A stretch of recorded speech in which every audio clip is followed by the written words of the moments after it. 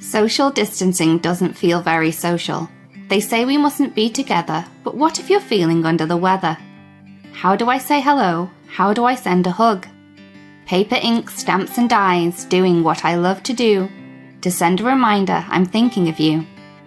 Here's a happy hello, here's a hug in an envelope. You are amazing, you make me smile.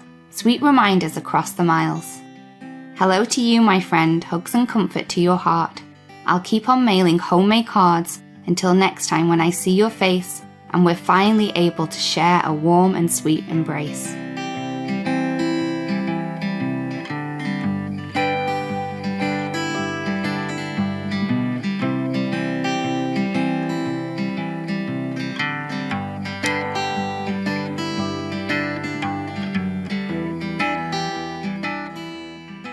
Hello crafters, I hope you enjoyed that video. If you want to see more, don't forget to subscribe to our YouTube channel and hit the notification bell so you don't miss anything.